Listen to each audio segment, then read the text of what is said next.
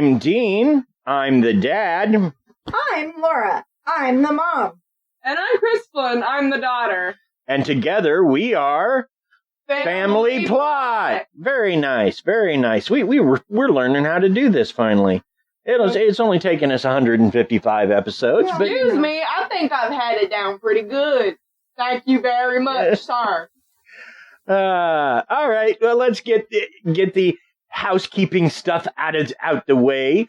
First and foremost, there's Patreon. It's a monthly way to support us. The levels are 1 through 5 and 10. There's 3 groups you can join on our Patreon. There's Team Podcast, Team Bunny, and Team Electric Bill. but it doesn't really matter because it all goes the same place: feeding the bunny and paying the electric bill. Yeah. So. Also, if you can't do a monthly thing, that's cool. You can do a one-time donation through Buy Me a Coffee.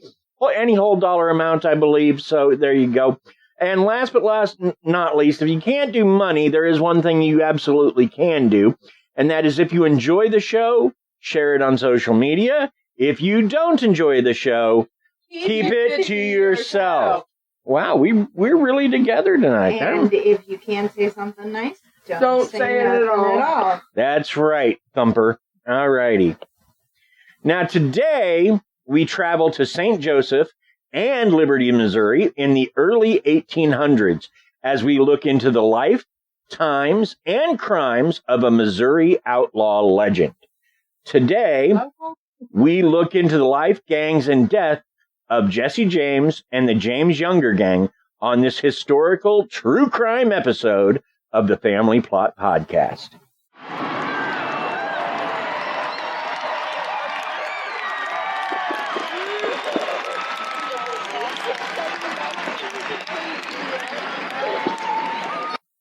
Woohoo! But first, I guess it would have been more appropriate of me to say yeehaw. Yeah, yeehaw would work this episode. Definitely. But first, we have to check in with Krysta in our corner. Yeah.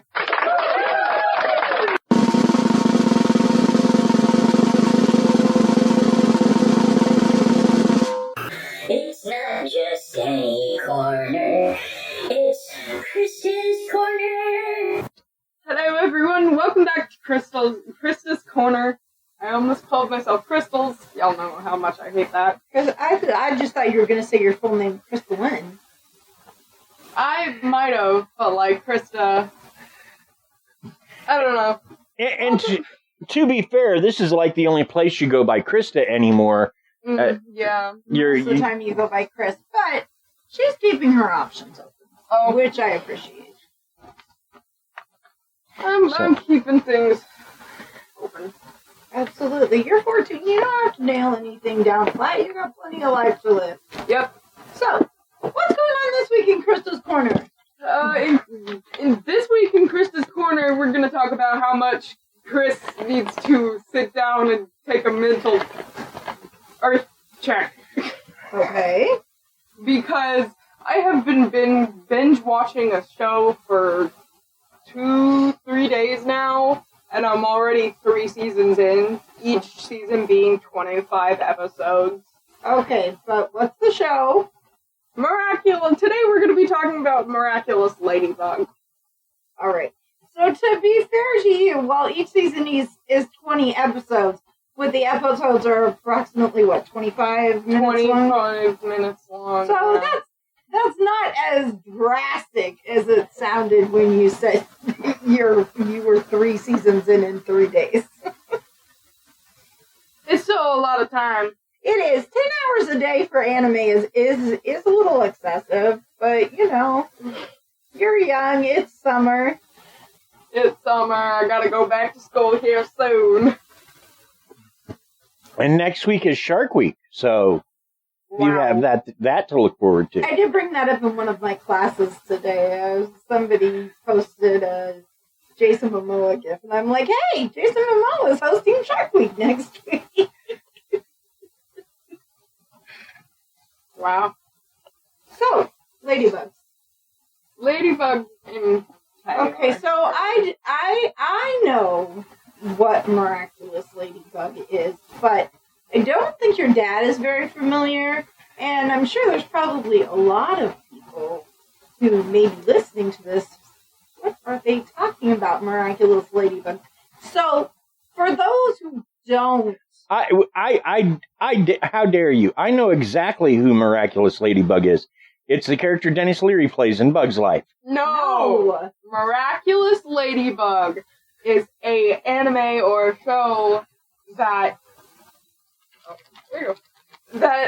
feature a girl and a boy who fight crime and save the day and while wearing costumes. So they're superheroes. They're superheroes. Yes. But specifically, they're teenage superheroes, and... They're 14. They're my age. And her hero powers are based off of a ladybug? No. Her Kwame is the ladybug, which is the thing that gives you the powers. I see. I think. Yeah, it sounds more graphic than it actually is. Well, okay. So, but you like this. Do you like it because there's romance and they're cute? Yeah, honestly, that's 90% of probably why I watch it. It's really cute. I'm, like, waiting so long for them to just tell them that they love each other, and they don't. And it's just like, y'all, I'm begging you, please just say it. Profess your feelings. It's been a whole entire love square. It's been a love square, okay? There's a love square? Yeah. Okay, so Adrian and Marinette are the main characters who are Ladybug and Cat Noir. Now, this is going to sound confusing. I'm going to try to make it simple. Good luck. Marinette, since they have to keep their identity secret. Okay. Marinette is Ladybug, and Adrian is Cat Noir. Okay. I'm following you so far. And this happens in France. It's like very tantamount to Sailor Moon with Usagi and Sailor Moon and Tuxedo Mask and... Yeah, all that. Yeah. And Marinette, who is Ladybug, likes Adrian. But Adrian, who is Cat Noir, likes Ladybug. I see.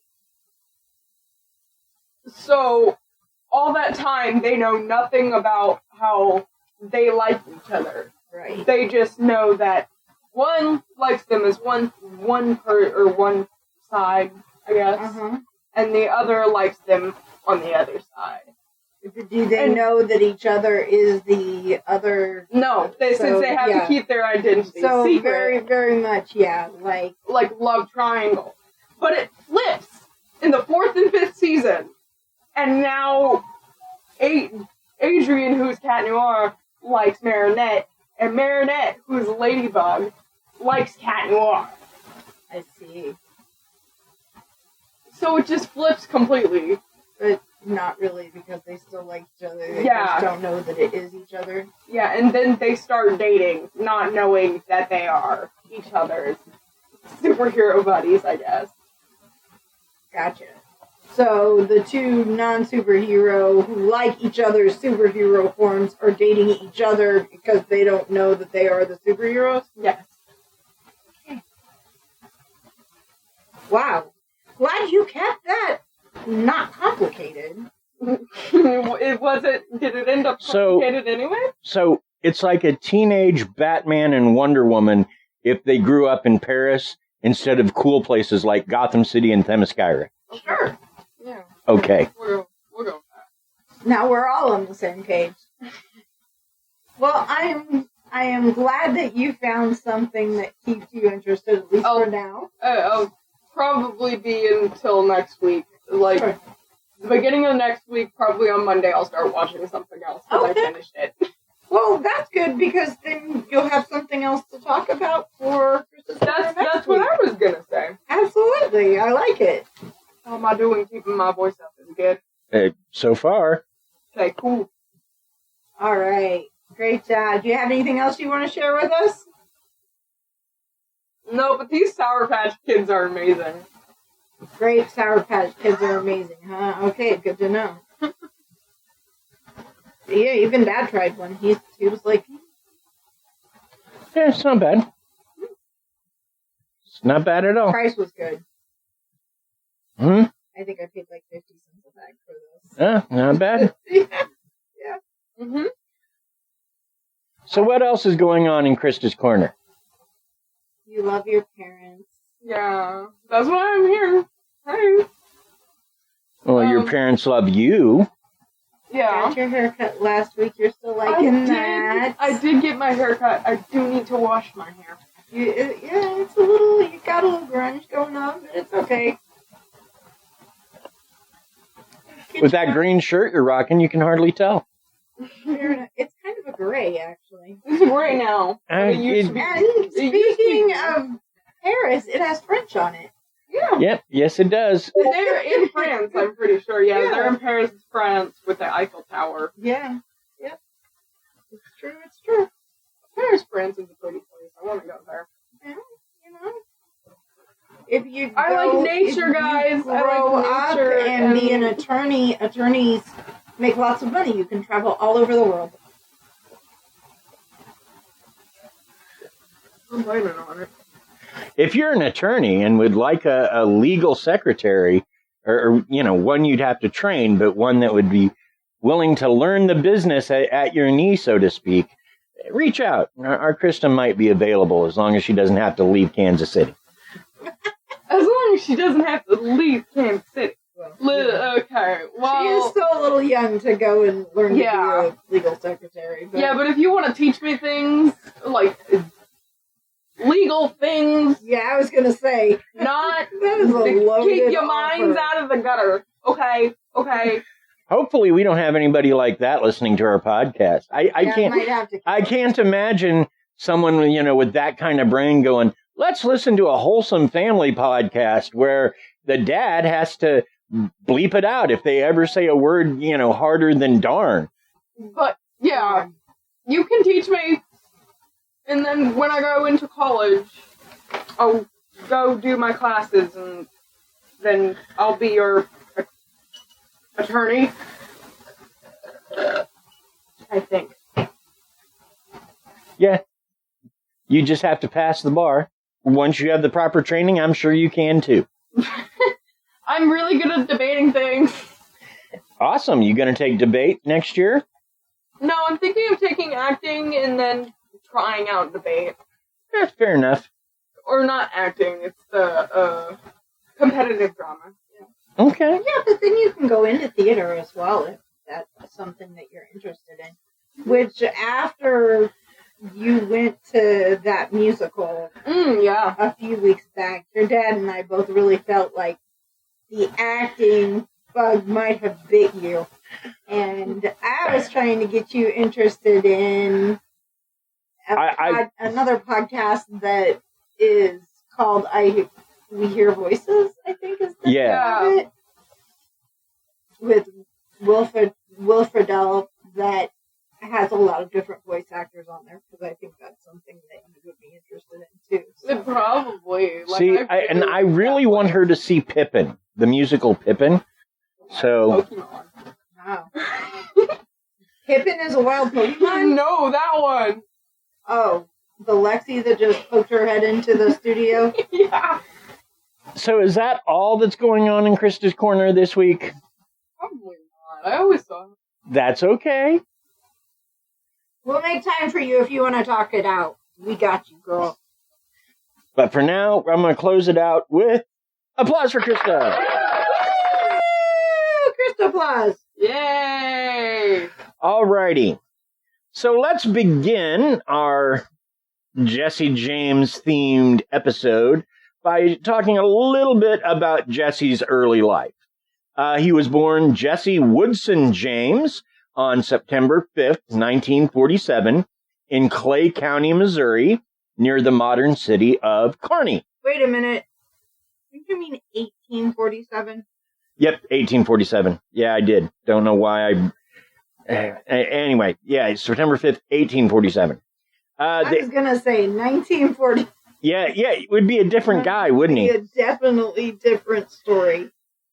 Like I said, September 5th, 1847, in Clay County, Missouri, near the modern-day city of Kearney.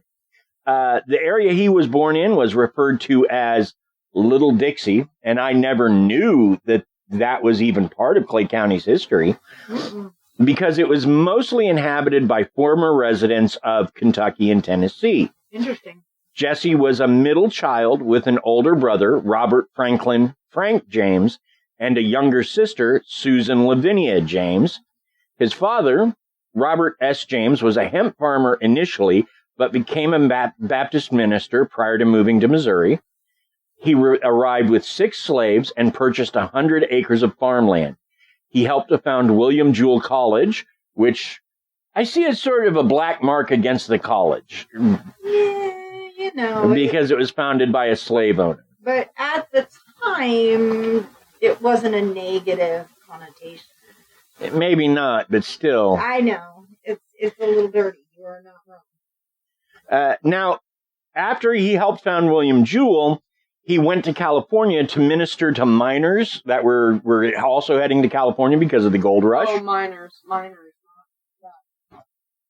Miners with picks and axes, not miners like, well, you. Yeah, I found that out. Gold! Miners. Yeah, sorry. Yeah, the Disney version is a little bit not allowed here. Let's keep Disney out of this. He died in California when Jesse was 3 years old. So, didn't have a father. Didn't have one he got to deal with. Well, now his mom remarried actually twice. The first time was Reuben Samuel, and then she married someone else, and I can't remember who. But yeah, she married a couple. So Jesse had male role models, but yes, he lost his dad very early. His biological father at a very young age.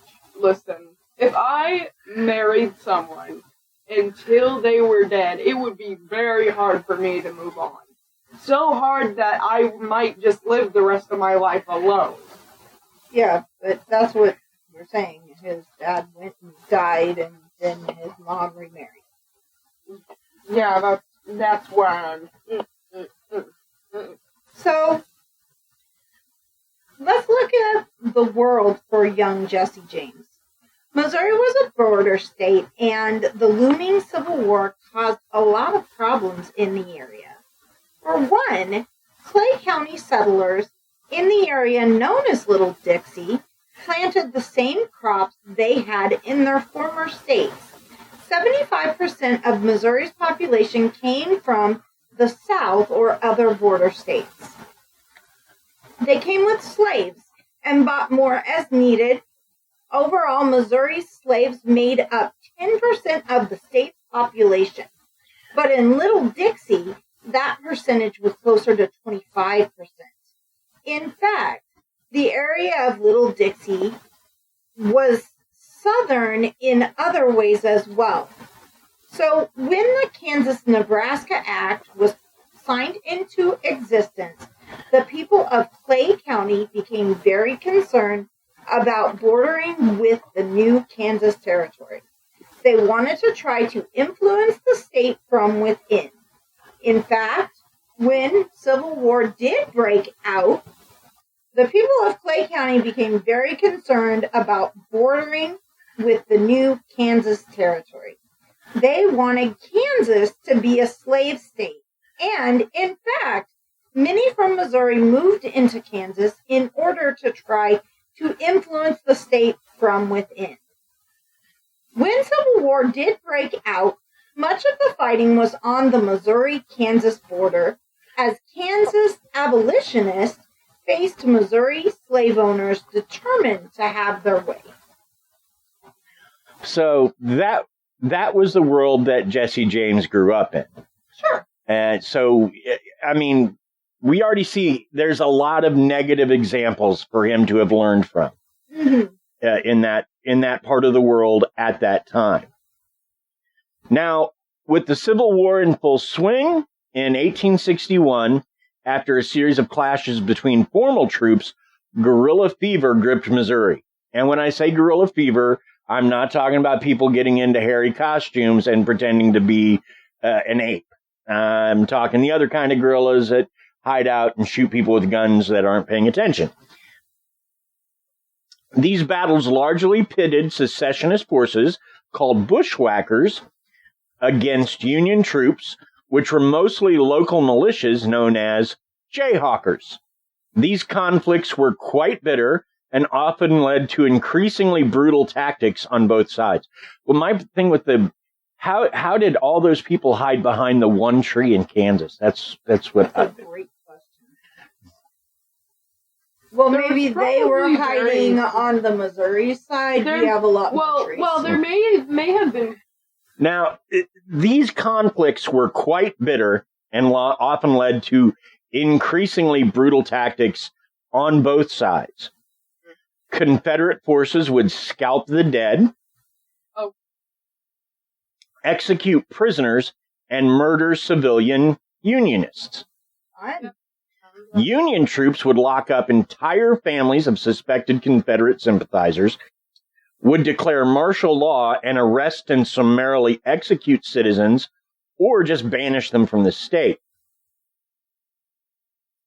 The James Samuel family stuck by their Little Dixie roots and fought on the side of the Confederacy, and Frank James served with the Drew Lobb Secessionist Army, serving at the Battle of Wilson's Creek.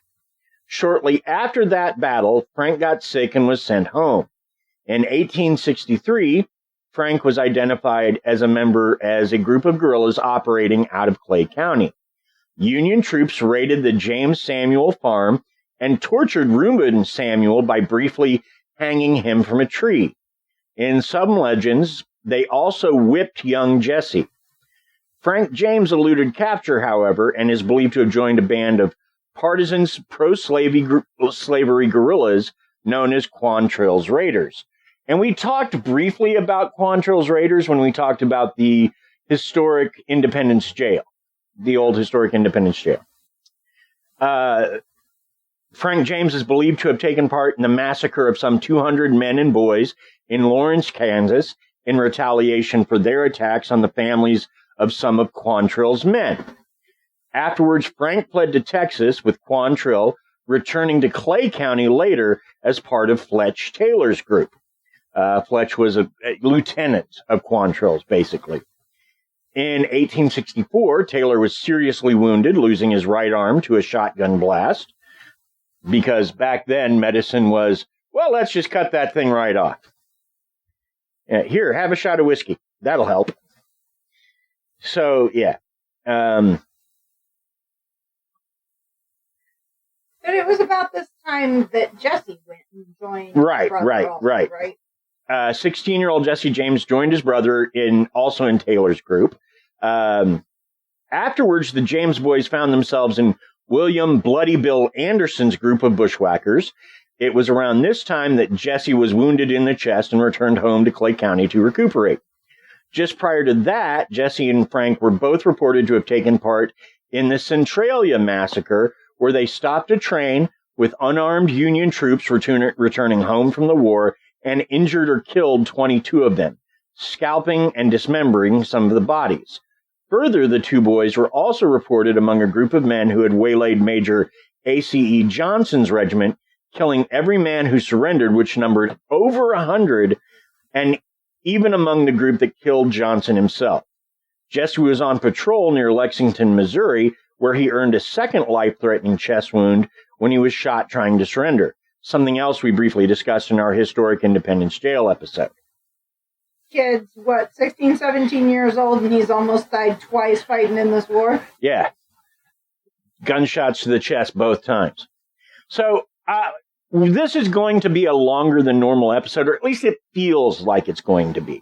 So let's drop a word from our sponsors here, and then when we come back, Laura will take us into the James boys after the Civil War.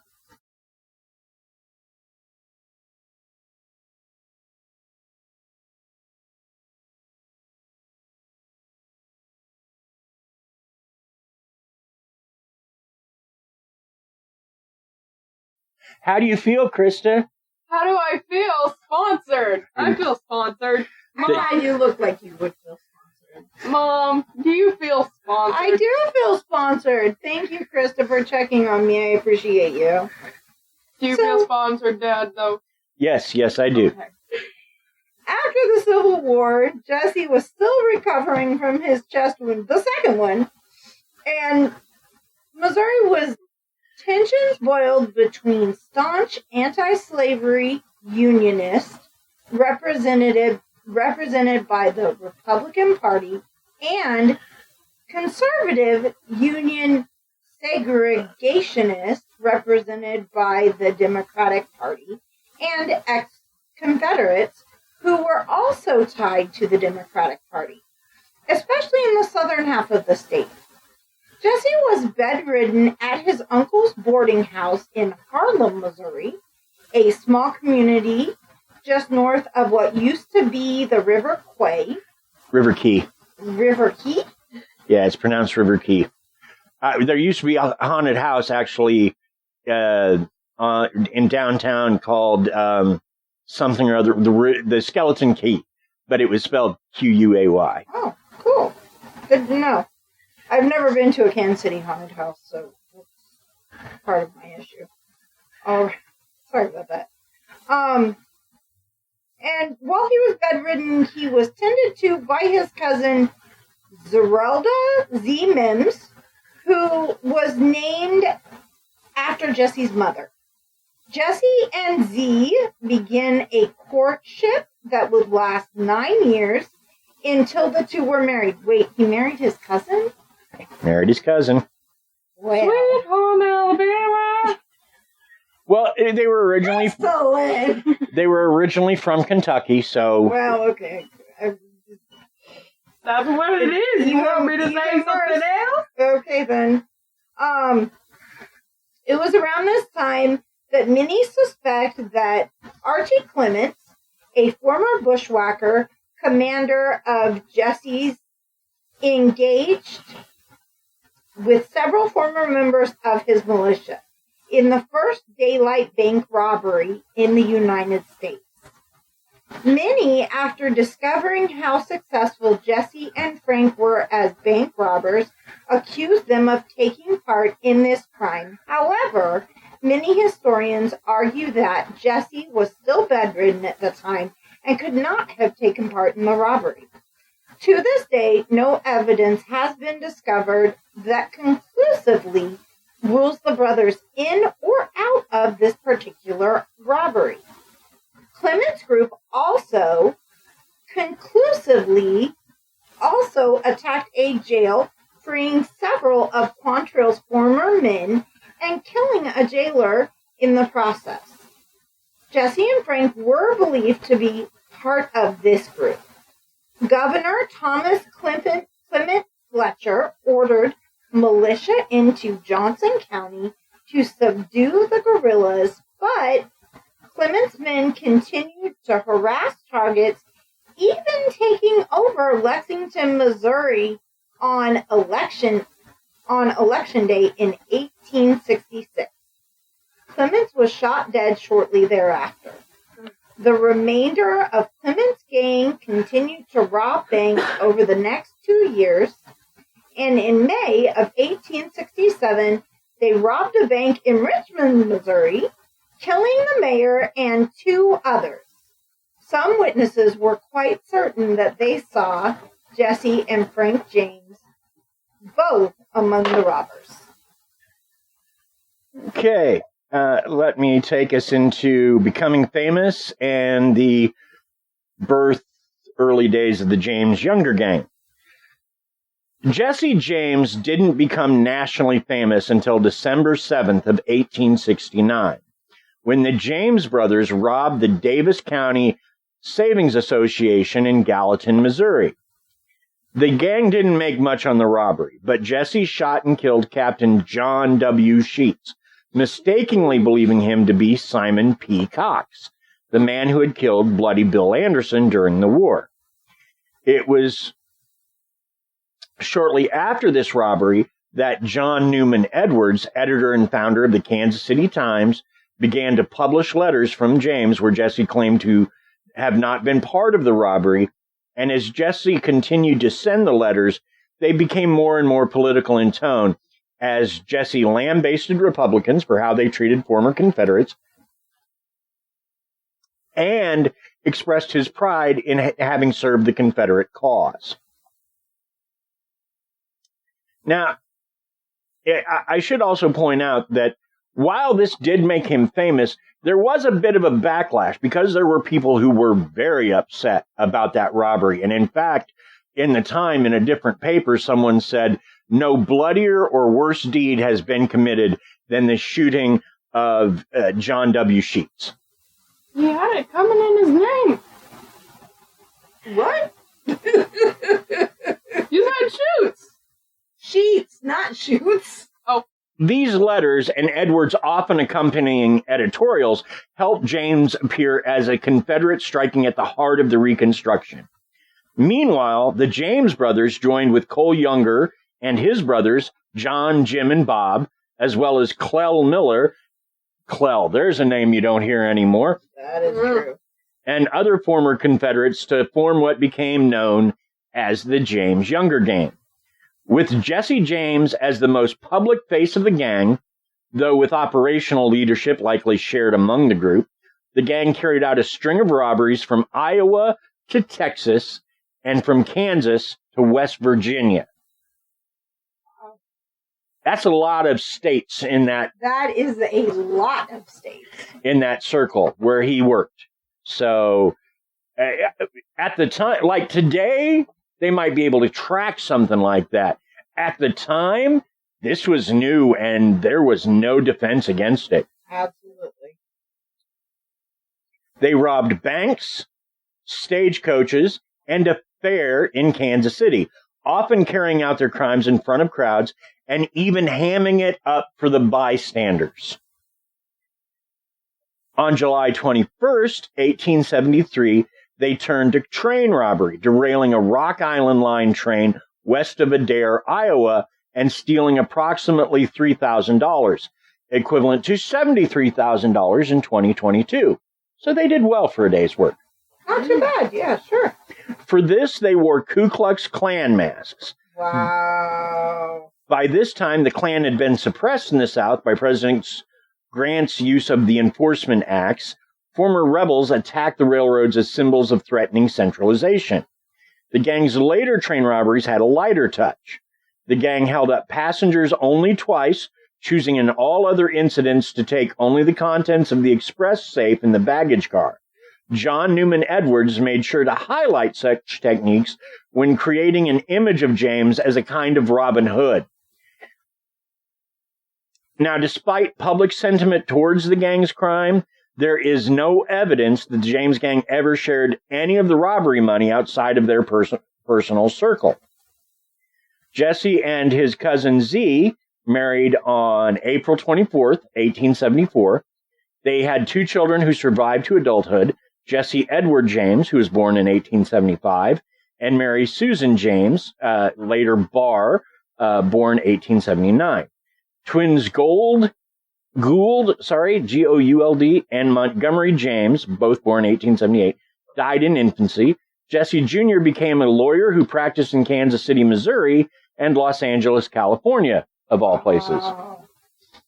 So dad and uncle were big-time robbers and you go into law. That totally makes sense. Kids are rebellious. Absolutely. That kind of rebellion you could do like all day, every day, and I'd be fine with that. Could have What rebellion? going into being an attorney. Okay. All right. So, as an anecdote, while we know of no incident where he shared his loot with the downtrodden, there is a story about how he helped a woman with a foreclosure problem. And I love this story. It's one of my favorites. So, according to the legend, while on the run from the law, Jesse arrived at a strange woman's farmhouse. He demanded food and lodging, and she did her best to give both. When he asked her why she had so little, she pointed out that her husband had passed away, leaving her with a great amount of debt. And in fact, a debt collector was on his way to collect these debts or collect her home. Jesse James got into his bag and gave her enough money to cover her debt, but told her to make sure that she got a receipt. The next day, the debt collector arrived. She paid her debt, and the collector gave her a receipt.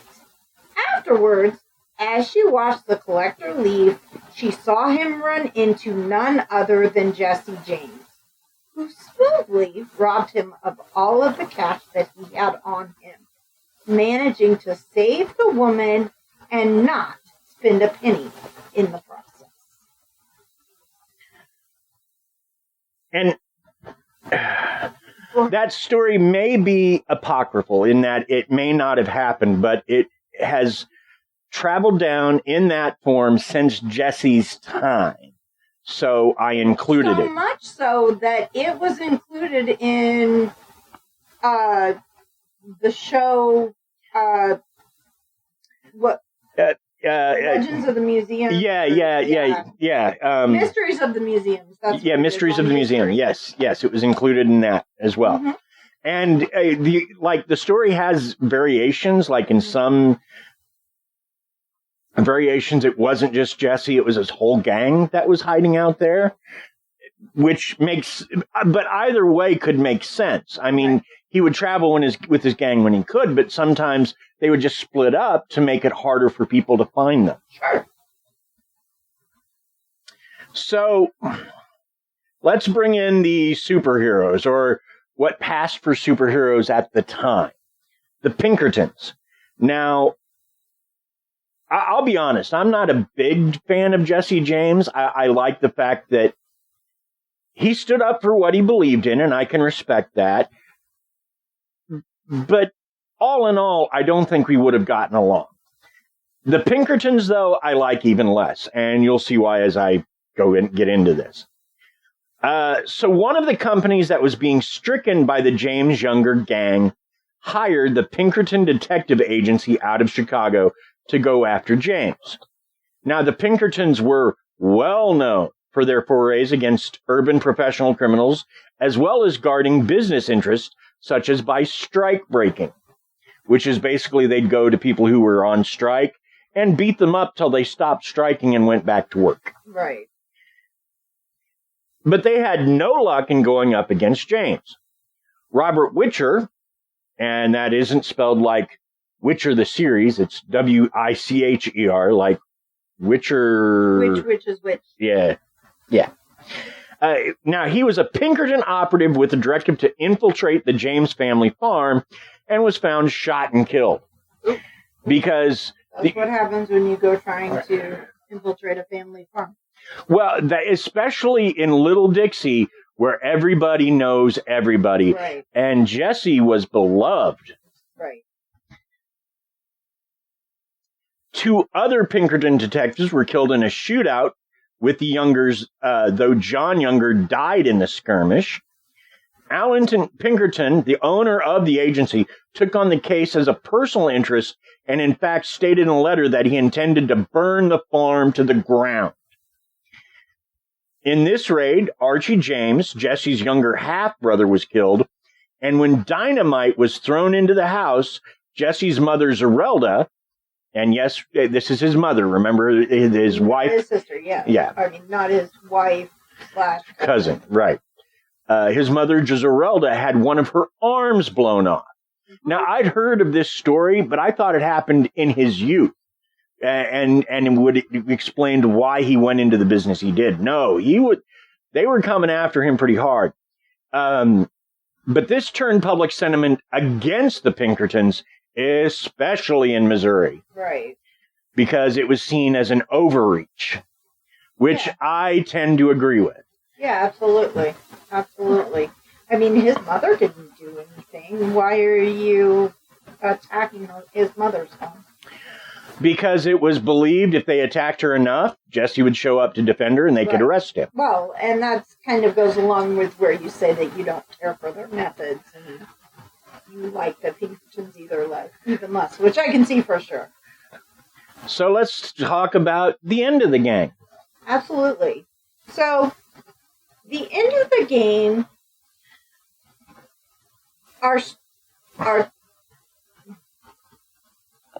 the end of the game. On September 7th, 1876, it began to go wrong for the gang. The James Younger gang attempted to rob the Northfield, Minnesota branch of the First National Bank. The gang broke into 3 groups. 3 to enter and rob the bank, 2 men to guard the entrance to the bank, and 3 men to guard the bridge that was to be their escape route. Bank cashier Joseph Lee Haywood refused to open the vault even as he was beaten and threatened with a Bowie knife. Which I didn't know David Bowie made knives. You know, he, especially before he was even born, that's really impressive. Yeah, I know, right? Maybe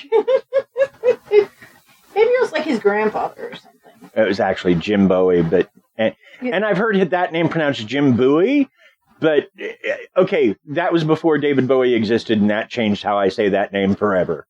Fair enough. Absolutely. So, he falsely claimed that the vault had a time lock.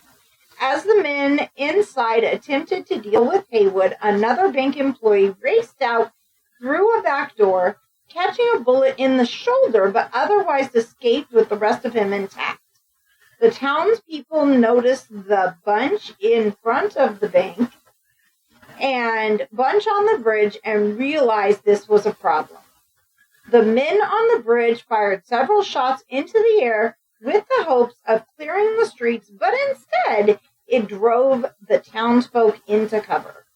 The barrage from the townsfolk killed 2 men and injured 3 others.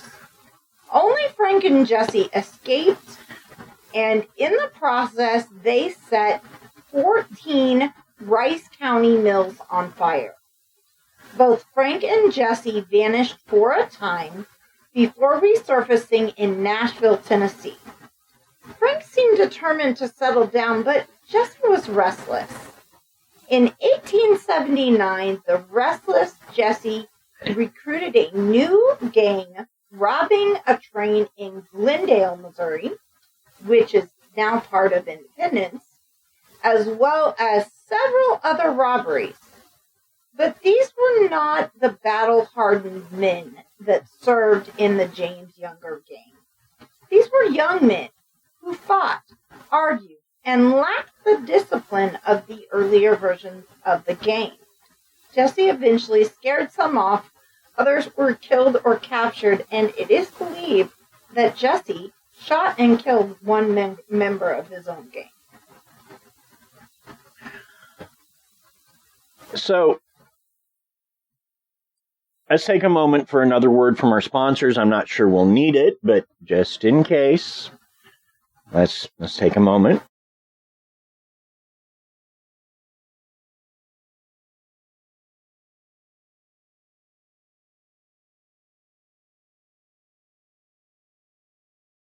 Krysta. I feel sponsored. Super sponsored. So extra sponsored. All with sprinkles sponsored. on top. Extra primo good sponsored. All right. The death and after death of Jesse James. What's an after death? A re-death. In this case, it's... Rumors of my death may have been... I was going to say, it's a swirling collection of rumors that sort of carries on someone's legacy even after they're dead. Fair enough. Continue, my love. With his gang annihilated, which they were, James really only trusted the Ford brothers, Robert and Charlie. Now, Charlie was a reliable gun hand who had worked with Jesse before, but Bob was a fresh-faced new recruit. Jesse invited Charlie and Bob to move in with him and his family in a bodyguard kind of situation.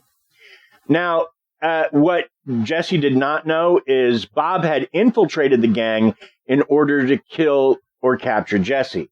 Bob had signed a deal with Governor Crittenden, basically saying that if he could deliver Jesse, dead or alive, he would get reward money and any crimes he'd done in Missouri would be forgiven.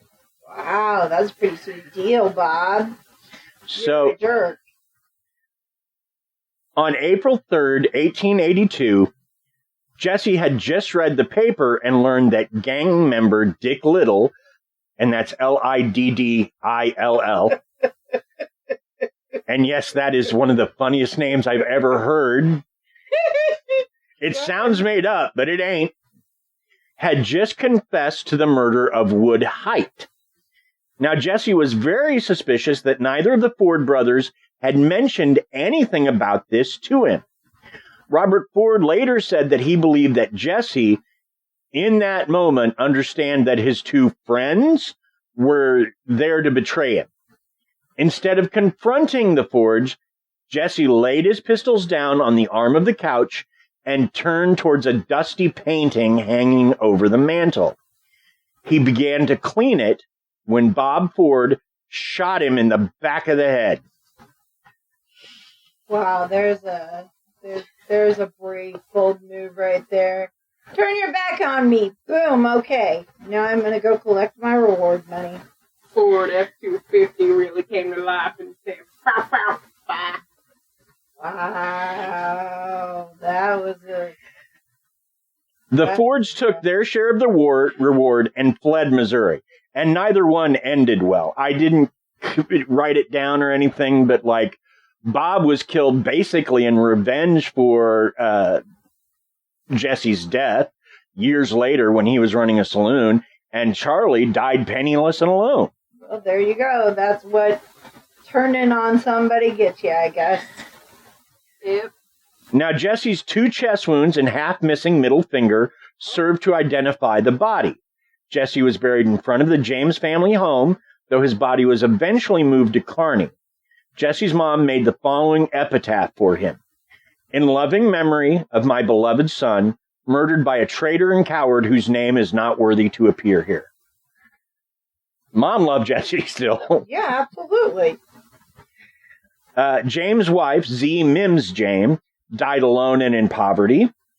Rumors of Jesse's survival persisted almost as soon as his death was reported. Some claimed Bob Ford killed someone else in order to let Jesse disappear. However, none of these stories were given much credence then or now. In 1995, Jesse was exhumed and given a mitochondrial DNA test, which matched that of the James descendants.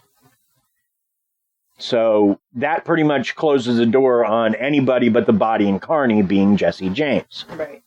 Now, in 1941, J. Robert Dalton claimed to be Jesse James, and when he passed in 1951, Hood County Sheriff Orrin Baker did a visual postmortem, finding multiple bullet wounds and a rope burn around his neck.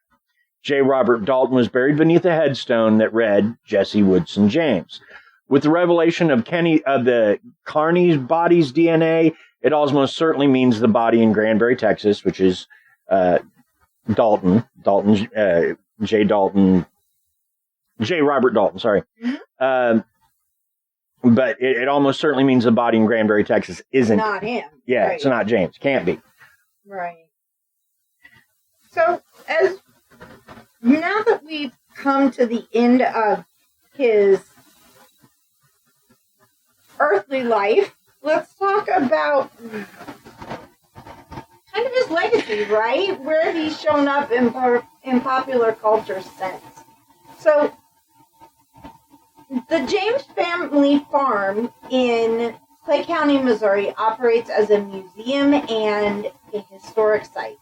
In St. Joseph, Missouri, you can visit the Jesse James Home and Museum and see the place where he was shot and killed. In Liberty, Missouri, you can visit the Jesse James. You can visit the Jesse James Bank Museum and see where the first daylight bank robbery in the USA occurred. First National Bank of Northfield. The Northfield Historical Society in Northfield, Minnesota, has restored the building that housed the First National Bank, the scene of the 1876 raid. Keaton Bowman Funeral Home, 36th Street and Frederick Avenue in St. Joseph, Missouri. The funeral home's predecessor conducted the original autopsy and funeral for Jesse James. A room in the back holds the logbook and other documentation. The Jesse James Tavern is located in Assateague County, Kerry, Ireland.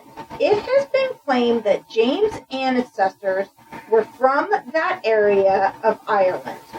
But documented evidence suggests that on his father's side, Jesse was a third-generation American of English descent. According to the National Park Service, Jesse James has a historical connection to Mammoth Cave National Park, having reportedly occupied some of the cave's inner areas during his escapes from the law, and having committed a stagecoach robbery between Cave City and Mammoth Cave. However, many consider this unlikely and believe the cave was used by groups of outlaws, but not James. The defeat of Jesse James' days in Northfield, Minnesota, is among the largest outdoor celebrations in the state. It is held annually in September during the weekend after Labor Day. Thousands of visitors watch reenactments of the robbery, a championship rodeo, a carnival, performances of a 19th century style melodrama musical, and a parade during the 5-day event. Jesse James's boyhood home in Kearney, Missouri is operated as a museum as well, and is dedicated to the town's most famous resident. Each year, a recreational fair, the Jesse James Festival, is held during the third week in September. The annual Victorian Festival in Jersey County, Illinois, is held on Labor Day weekend at the 1866 Colonel William H. Fullerton Estate. Hazel Dell festivities include telling Jesse James history in stories and by reenactments of stagecoach holdups. Over the 3-day event, thousands of spectators learn of the documented James Gang stopover at Hazel Dell and of their connection with ex-confederate Fulkerson. Wow, there's a lot here. Well, there's a lot of festivals, and absolutely, like if you wanted to, it looks like you could hit most of these, like in September. Like if you wanted to clear yourself on a Jesse James festival, la-chi-da. Yeah.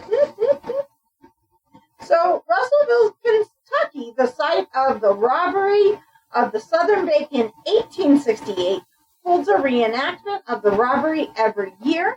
As of the Logan County Tobacco and Heritage, as a part of the Logan County Tobacco and Heritage Festival, The small town of Oak Grove, Louisiana, also hosts a town-wide annual Jesse James Outlaw Roundup Festival, usually in the early to mid-autumn. This is in reference to a short time Jesse supposedly spent near the area in 1921. You're going from, I see your confusion. You're going from the festivals now to movies. So. Oh, okay. All right. You're right. That was definitely a confusion. Okay. So, that last festival is in reference to a short time that James supposedly spent near the area. So, there have been, looks like a ton of movies that have been done on Jesse James and his life. Starting all the way back in 1921, Jesse James Under the Black Flag.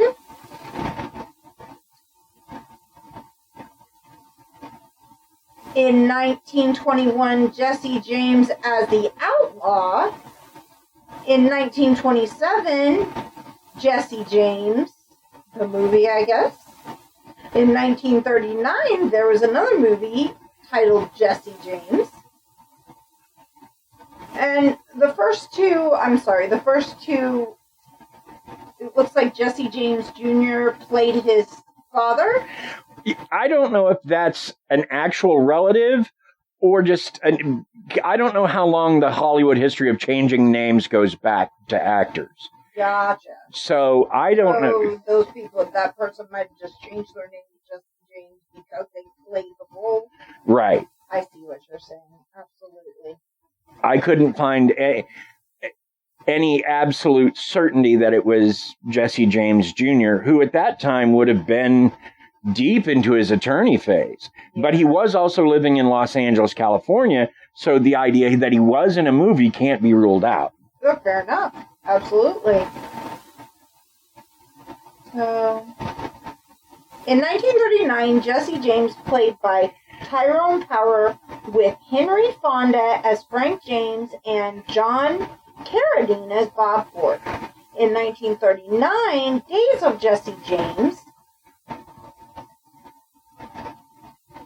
where Jesse James was played by Don Redberry.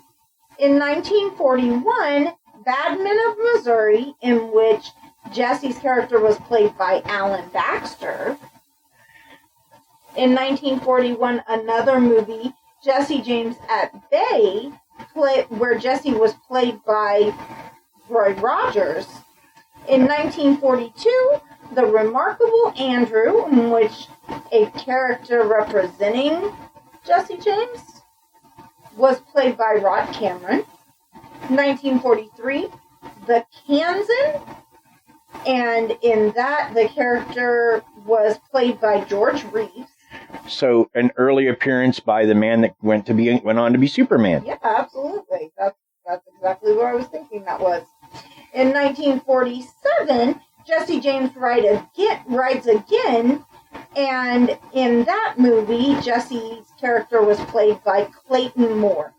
And wasn't Clayton Moore the original Lone Ranger? In 1949, I Shot Jesse James, in which the character was played by Reed Hadley.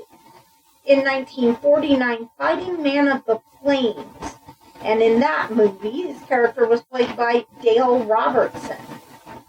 In his first credited role with Randolph Scott, starring as Jim Dancer. 1950, Kansas Raiders, in which Jesse's character was played by Audie Murphy. In 1951, The Great Missouri Raid, and in that movie, his character was played by McDonald Carey. In 1953, The Great Jesse James Raid. In 1954, again, Jesse James Women, where his character was played by Don Redberry. In 1957, the movie The True Story of Jesse James, where he was portrayed by Mr. Robert Wagner. This is before his wood killing days. Well, yeah. there's that. In 1959, Alias Jesse James. In 1966, Jesse James meets Frankenstein's daughter. That has to be like an Ed Wood movie. I want to see that movie. That has to be like an Ed Wood movie. In 1969, there was a Jesse James type character in A Time for Dying. In 1972, The Great Northfield, Minnesota Raid. And that movie, Jesse's character was played by Robert Duvall. In 1980, The Long Riders. In 1986, The Last Days of Frank and Jesse James, in which Jesse was played by Chris Christopherson, with Johnny Cash as Frank James, and Willie Nelson as General Joe Shelby. In 1994, in the movie Frank and Jesse, who was played by actor Rob Lowe. And I actually that was an HBO movie at the time, and I loved the ending of it because it was exactly as they described, is Jesse has this moment of realization, and he intentionally sets his guns down, does it real slowly, like so even an idiot would notice, and then turns around to straight so he won't see it coming. I almost cried. It's one of the best roles I've seen him in, and nobody but me remembers it. Sorry, I interrupted. No, you're all right, Rob Lowe. In the movie Purgatory, his character was played by J.D. Souther. In 2001, American Outlaws, played by Colin Farrell. In 2005, Just Like Jesse James is the title of a movie that appears in Wim Wenders' Don't Come Knocking, in which Sam Shepard plays an aging Western movie star whose first success was with that movie. In 2005, Jesse James' Legend Outlaw Terrorist was done by Discovery, and the Jesse James character was played by Daniel Lennox. I wonder if he's any relation to Annie Lennox. I have no idea. Sweet dreams are made of my son doing movies. Sure, why not?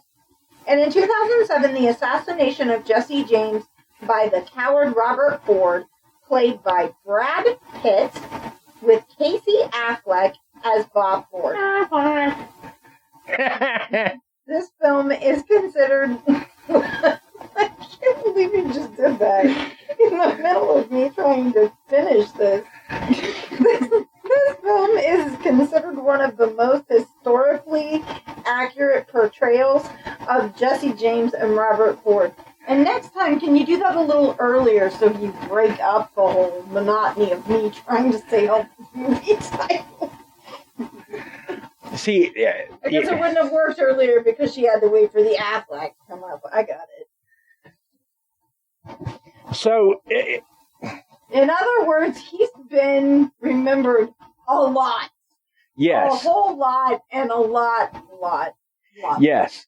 And most sources sort of celebrate him like he's an American Robin Hood, even though he never really gave to the poor. Well, and I can't say that I look at him as a Robin Hood because he really fought hard to have some slaves. And I'm like, that's, who are you? I get that, but I also get that the environment he grew up in was framed by that conflict. Sure. And sure. so... And like I said, it wasn't and I guess kind of as we've gone on, the more I've said here, we've almost swapped roles. Because you said when we first started that a slave owner shouldn't have been someone, or it was a black mark on the college, and I was like, well, that was the time. And now we've swapped, and I'm like, yeah, you're not good for being somebody who was all about slaves. And you're like, well, that was the time. So, wait, I just... Y'all swap places. Too, but I just thought it was funny that places like the love square we talked about. I know. It's a recurring thing. Okay, see, here's my thing. I don't think it makes Jesse a good person. No, I don't think any of that I just think that growing up in the time he did, in the place he did, he didn't have a choice. He was going to one side or the other because everybody did. No. And the atrocities he witnessed, and then he committed his own on top of them, that'll forever change it. So, on the one hand, I want to believe that American Robin Hood myth. But the other, I wouldn't forgive a serial killer who was committed to killing black people because he saw them as inferior, even if he grew up among the Ku Klux Klan. You know that. So there's a horrific person for going out and killing people who did nothing except for be born a certain color. There is a way to find out if you have been wrong about an opinion or a view. Right, and if you choose not to educate yourself, then you're the one that's at fault. So, yeah. So, as much as I want to love him, plus he's a local legend. I've grown up my entire life hearing about Jesse James. I was born in St. Joe. Right. There are so many Jesse James things in St. Joe. Yeah. If the man spent time touching all that stuff in St. Joe, he would never had time to do anything else. Right. So it's just, so I want to believe that my state produced this kind of hero. But once you dig into him, you find out he's not really much of a hero. Right. For real. But by the same token, I don't like the Pinkertons anymore. Yes, I get that initially they were in the right hunting a criminal, but they needed to stop once they realized they couldn't do it. Especially the owner of the company going, I'm going to burn their farm to the ground. Really? You are going to burn TNT with people in the home that had nothing to do with any of it except for being blood related. I mean, yeah. So, and that's part of why I got so upset when Blue asked me yesterday who Jesse James was. I'm like, you've grown up in Missouri most of your life. You should. Absolutely. We lived in Platte City, which he robbed a bank in Platte City. Right. I did not know that. I found that out doing the research. How have you not even heard the name? Surely they would have mentioned it in history at some point. For real. And if not, why not? So, I guess if I'm going to summarize my thoughts and put them into a nice little final thought bubble, I guess I would have to say that I loved the idea of Jesse James much more than I love Jesse James. I will say I do find it very noble when he realized that the people that he brought in to protect him were going to turn on him, that instead of continuing a fight, he sort of realized that things had to end. And he set his guns down, and he gave them the opportunity to betray him to the utmost. And I find that kind of noble. There can be absolutely horrid people with a good moral or two. That's how I see it. Fair enough. That's your final thought? Yep, I like it nice and simple, if can be, because this was a lot of talking for you guys. Okay, so first off, I'm really confused because I want to know when we were told to bring our final thoughts in this little bitty bubble, because nobody told me there were supposed to be bubbles. I was not prepared. You're like, if I have to put it in a neat little package, and Krysta's like 5 words, and what? I'm good at summarizing, Mama.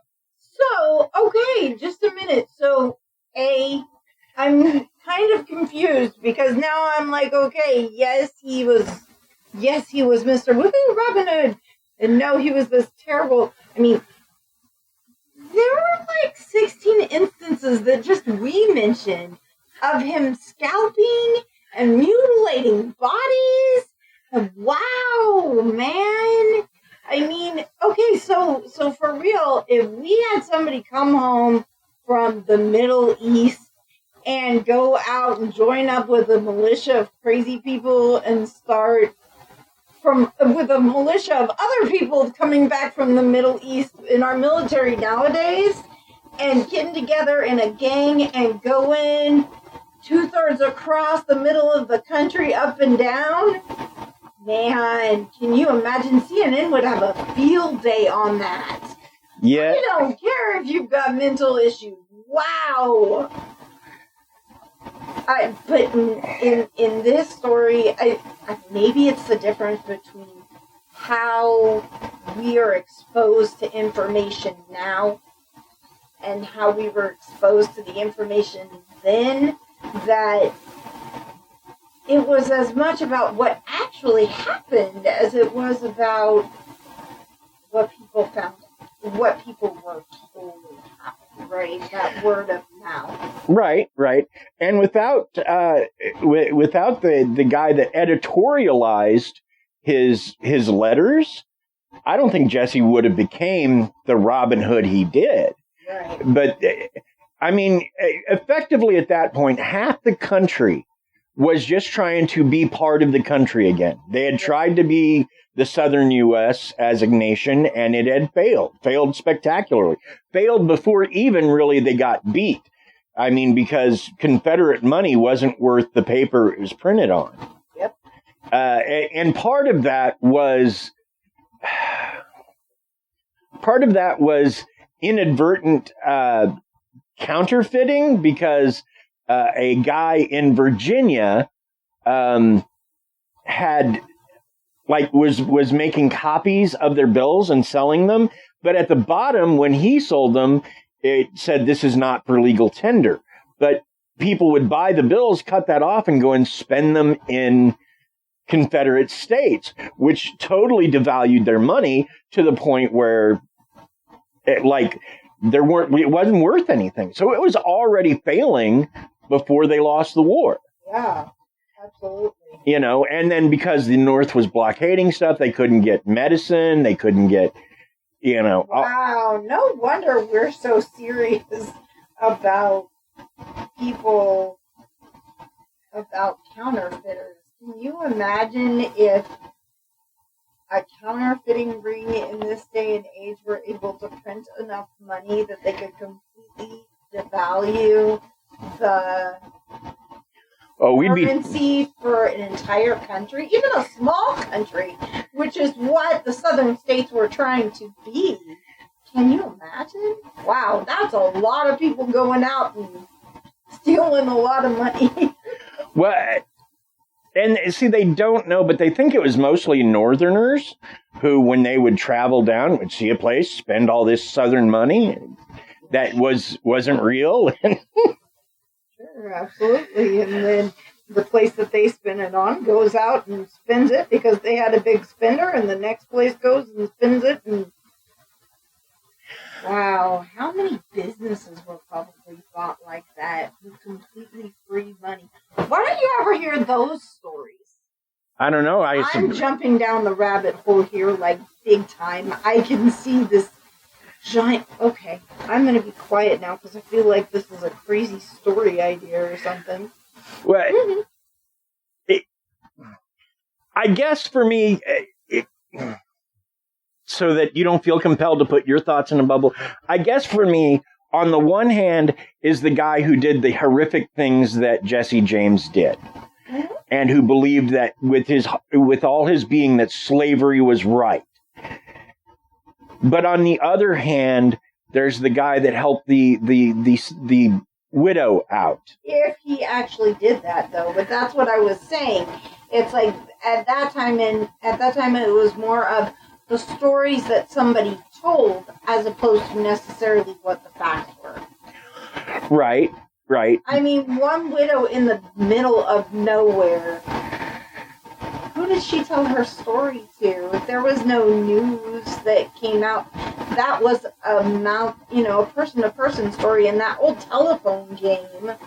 The way that, Yeah, I could definitely see it being the telephone game where, like, some robber maybe, was like, sure. okay. And it turned into, I couldn't remember the some robber's name, so Jesse got thrown into that. Yeah. Or somebody just telling the story, wanting to make it better, and it was Jesse James, because he had that Robin Hood myth to him. Sure. Absolutely. So, but between that guy and the guy who realized it was all done and laid his pistols down and just offered himself as a sacrifice, between that guy and this other guy, I like the potential of what his story could have been. Right. But I don't like the actual person very much. Oh, that's really deep, babe. What? It's deep. Wow, we're at the end of our show. We gotta be at the end of our show. Well, we are doing summary final thoughts. There's only one part of the show. I'm throwing it back to you. I'm done. Shut me up before I embarrass myself any further, please. Thanks for listening. Tell us what you think in our Facebook group, or give us ideas for upcoming shows in our Facebook group. Absolutely, all the ideas. Share us with your friends, darn it. Thanks to all the friends who helped with research with this episode.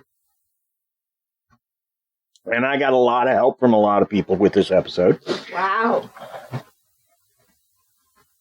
Thanks to all the friends who helped research, as I said. Thanks to Bill Berendt. That the last name is spelled Behrendt. Bill is part of the Rusty and Dusty podcast, which is closer to coming back, as whichever one he doesn't play is coming back from his motorcycle accident. And he wrote our theme music, our awesome theme music. Yes, he did. And if you need theme music for a project, or even just someone to play the wedding, Bill's your guy. You can reach him at Bill Berendt at sbcglobal.net. Wedding or other social occasion. That's better. Okay. You were like reading my mind. You were like, actually, I was reading. I see her making that face. I said that poorly. Just wedding. I better fix that. Smart move, babe. Also, thanks to Paige Elmore of Reverie True Crime. That's an amazing true crime podcast if you're ever interested in one.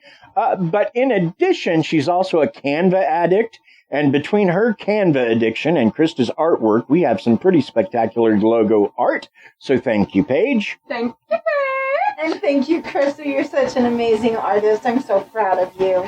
Also, thanks to Aaron Gnurk of the Big Dumb Fun Show, who continues to promote us locally. Join us next week as we look into the fascinating disappearance of Judge Crater. Judge Crater disappeared possibly into a crater? Or a different crater? It's spelled like that kind of crater, but... play on words was strong this episode. Yes, but in this case, Judge Crater was actually a very famous judge in the time of Harry Truman, who simply vanished. Oh goodness. And I have found out from talking to people, there's information on him at the Truman Library. We're going to have to look into that.